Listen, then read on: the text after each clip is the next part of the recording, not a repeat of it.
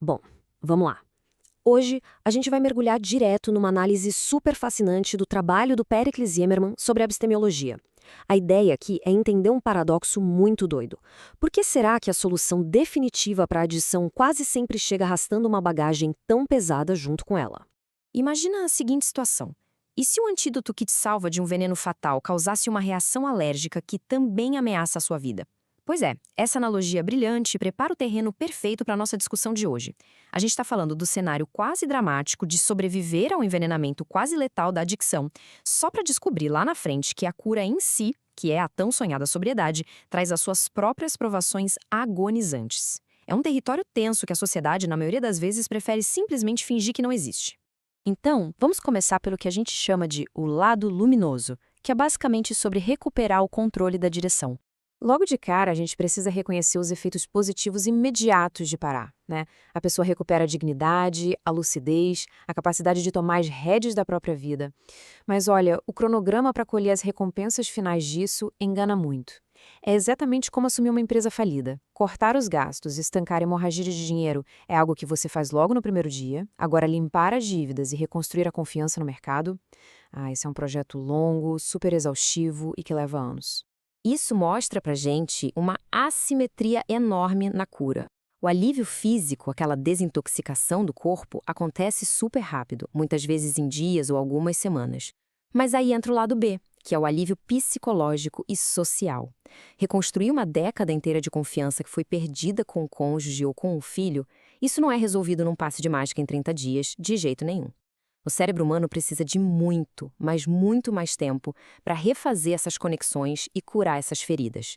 E isso nos leva à próxima etapa, quando a anestesia finalmente passa e a pessoa precisa confrontar as contas atrasadas. Aqui as coisas ficam bem intensas. A transição para a sobriedade inicial costuma ser um choque brutal entre a expectativa daquela cura mágica e a dura realidade dos famosos efeitos colaterais negativos. A pessoa simplesmente dá de cara com uma montanha de problemas.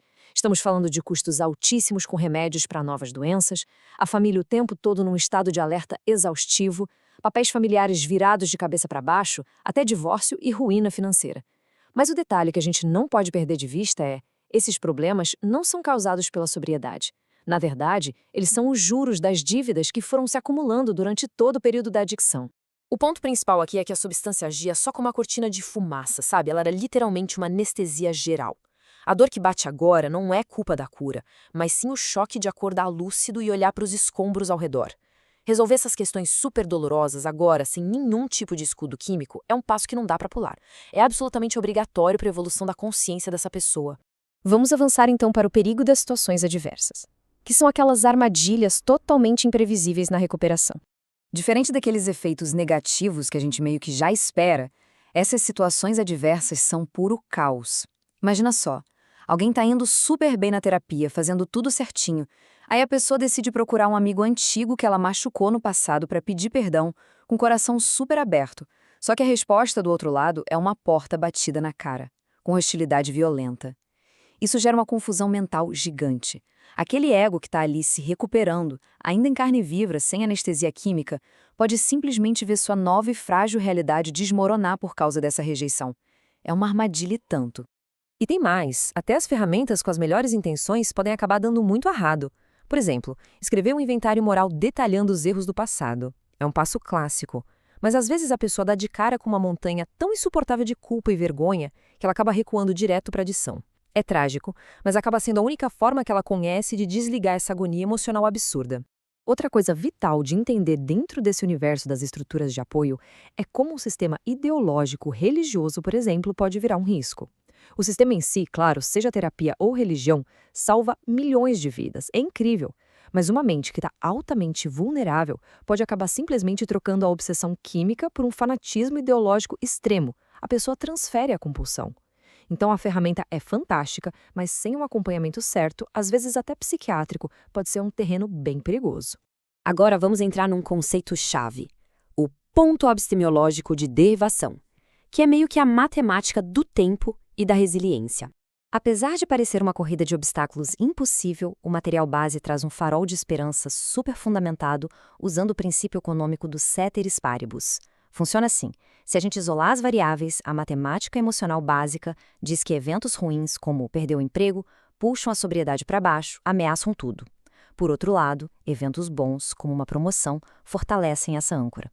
Mas a grande sacada aqui é como o fator tempo muda as regras desse jogo.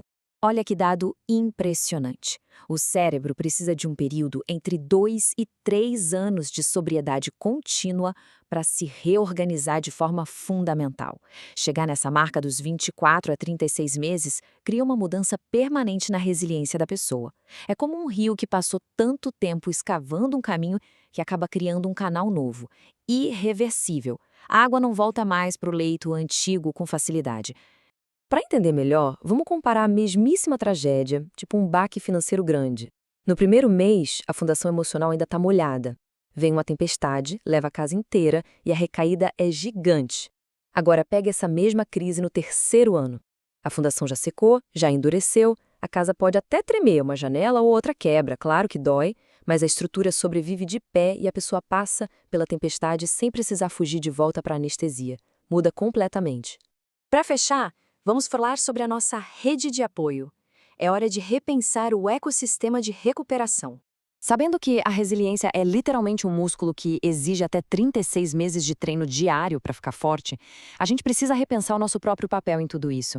E eu deixo uma reflexão final para quem está acompanhando essa análise hoje. Como é que nós, como sociedade, empregadores, amigos e familiares, podemos servir como uma armadura externa para essas pessoas? Como a gente consegue protegê-las das tempestades enquanto o cimento daquela fundação interna ainda está molhado e secando? É um baita desafio garantir que elas têm o tempo biológico necessário para, um dia, conseguirem enfrentar o vento sozinhas. Pensem nisso. Muito obrigado por acompanhar essa imersão e continuem sempre nessa busca pelo conhecimento.